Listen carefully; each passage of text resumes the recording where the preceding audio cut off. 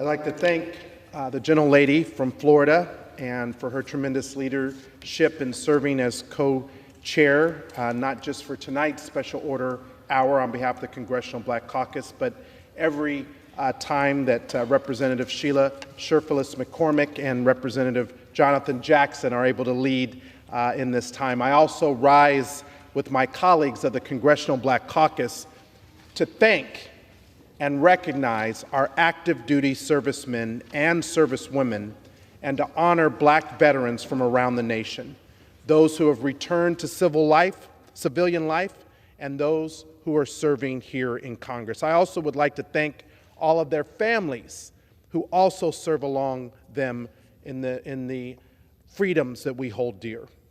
I rise today to honor them for their service, their patriotism, their courage, and of course, their sacrifice in keeping our nation safe and free. Unfortunately, the stories of Black veterans are too often untold. Even now, the very history of their service is under threat of being taken out of our schools. It is important that we never forget the unique history and contribution of our nation's Black veterans, like the Tuskegee Airmen, and we cannot ignore inequities Black veterans have faced over generations, like being denied benefits in the GI Bill following World War II, something that our Assistant Democratic Leader, Mr. Clyburn, and members of the Congressional Black Caucus are working to address.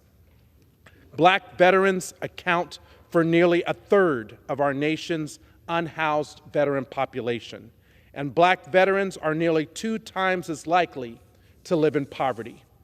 As a Congress, we must fulfill our responsibility to repay our veterans for their service, including to the Black servicemen and servicewomen who are still making contributions to our nation today.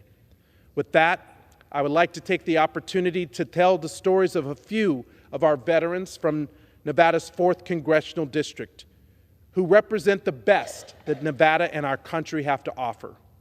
One of those constituents was a service member named Kelly. Kelly, towards the end of her service in the Air Force, her health began to deteriorate. After consulting with doctors, she was diagnosed with untreated fibroids, which caused her immense pain and forced her to rely on pain medications. In the early years, there were no women's clinics, and Kelly had only male doctors attending to her care. But the VA's renewed focus on addressing the unique needs of women's veteran means there is now a safe space where Kelly can feel comfortable alongside fellow women veterans who share similar experiences. Christina is another Black woman from my district who is in the Air Force. She served from 2002 until her medical retirement in 2008. Tragically, during her service, she fell victim to sexual assault, which caused her immense trauma and impacted her mental health. After leaving the military, she grasped her need for help and turned to the VA, where she engaged with programs such as cognitive behavior therapy, cognitive processing therapy, and dialectical behavior therapy. She was set on a path to recovery, which affirmed her strength. Her story serves as a reminder that we must ensure that we provide the support and the resources our service members need. I also want to share a story because I was recently honored to help document the story of Montford Point Marines through an interview with the Henry Franklin Jackson and the family of Isaac McMickens. They were among the first Black Americans to enlist in the Marine Corps, and they trained at Montford Point. By preserving their stories for generations to come, we can ensure that we honor their sacrifices.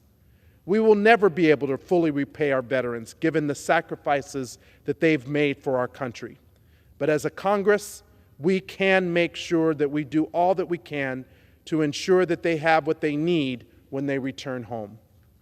It is because of the challenges that our veterans faced that I was so proud to support the PACT Act, which is one of the most significant expansions of benefits and services for toxic exposed veterans in more than 30 years.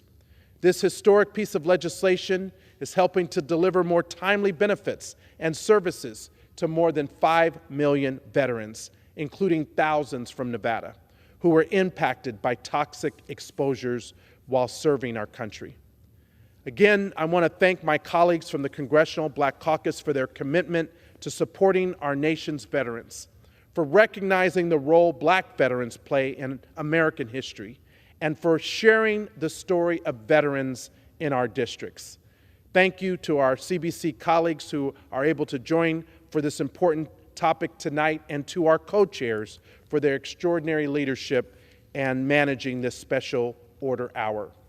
Thank you again, and I yield back my time.